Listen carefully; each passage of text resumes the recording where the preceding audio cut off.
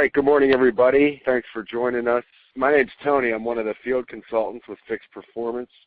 Rob and Mike asked me to take the call today. I wanted to talk about customer defection, a few topics that have come up as I've been on site in dealerships, sort of the flavor of the industry right now.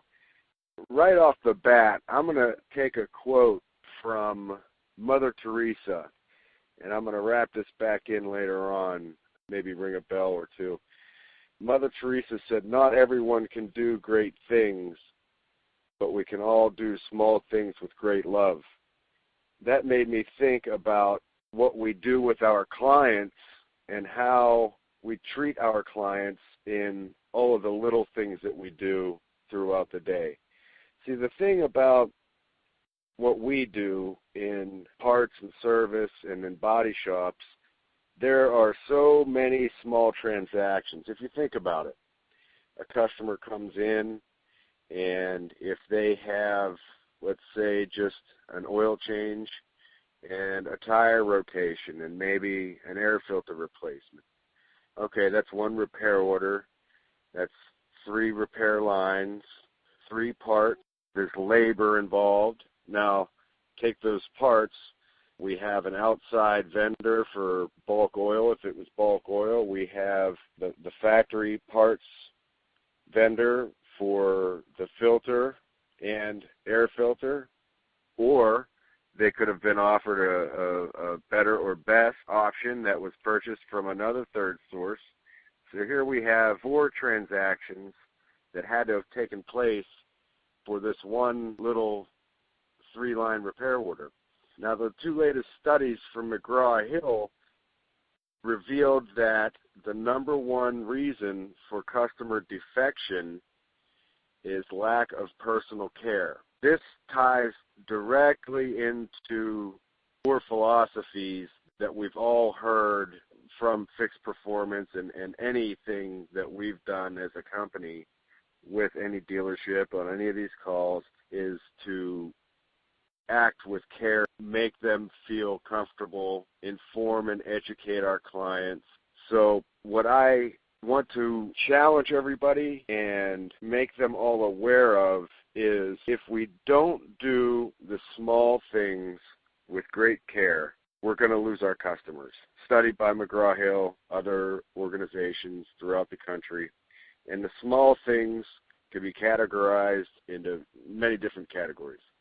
For instance, what do people's facial expressions say when your clients walk through the door? Are they staring down at a computer? Do they look up and acknowledge them? I personally have a newer GMC vehicle that I had the opportunity to have serviced under the General Motors 2-year no-cost maintenance program. And I went to one of the biggest dealer groups in the city. They scheduled me on an online scheduling service. It was X time.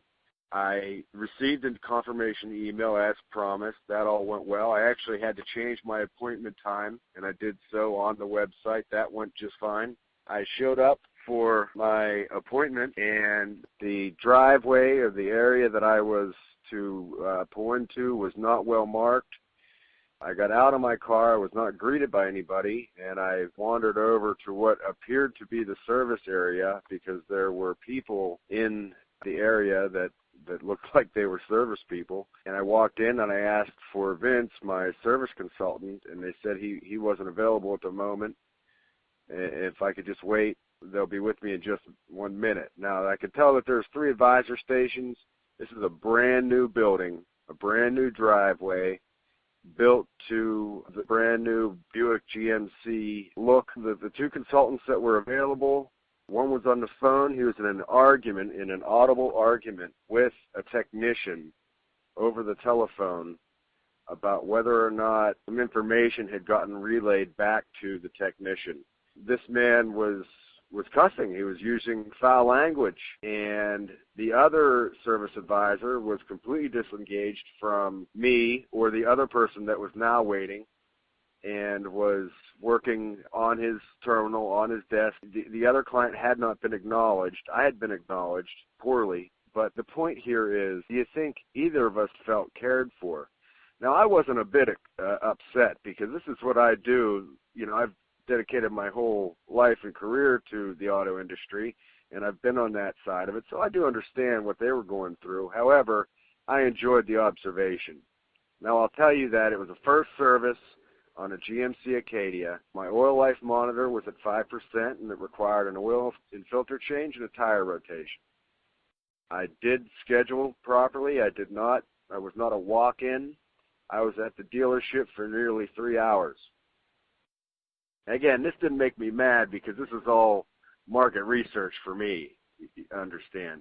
But I want to report as a consumer, as someone from the outside, how it feels to receive treatment such as this from a dealer. Now, the little things are what cause customers to defect. Now, I did not complain, and even though I have friends within that organization, I didn't even tell them about it. It's a non-issue because I'm not going to go back there. And it's not because I'm mad or upset. It just wasn't a good experience. I don't feel like going back there. Do you want people to feel like that about your establishment, about your service department? Think about all of the little things that happen for a client when they come to your place of business to do business. We don't have to do great things, but we must, if we want to retain our customers, we must do small things with great care. Now, what would have happened with my experience that could have improved everything is if the service consultant had acknowledged right away, even if my guy Vince wasn't available, if he would have helped me right away, and I wouldn't have had to wait over 10 minutes in the service write-up area before they got my information, that would have been a big help. Some sort of update throughout that 3-hour visit. Now, I'm sure everyone's saying 3 hours, no way, it can't be, it wouldn't have happened in my shop, but I'll bet you that service manager would think the same thing. No way, how could that be? Not in my shop. So I want to challenge everybody to look at all of the little things and pay attention to the details, especially those of us in leadership roles, because it's our job as service managers and parts managers to inspect what we expect, try to be as objective as possible, put ourselves in the client's shoes, and look at the operation from the outside. How does it look if I was shopping here, if I was bringing my vehicle here for service? I hear a lot of defense from managers and leadership in dealerships, and I understand because there's a lot of pride involved. But let's get real, let's get serious. If we don't treat our clients well and don't do these things with care, we're going to lose them, and it's as simple as that. So, to wrap things up, I want to thank everybody for listening to the call today. I do not mean to be negative, but I just want everyone to be aware and to be mindful of what the perception is of the client when they come to our place of business. We can't all do great things, but we can do small things with great love. Okay, thank you all very much, and I wish you the best. Take care.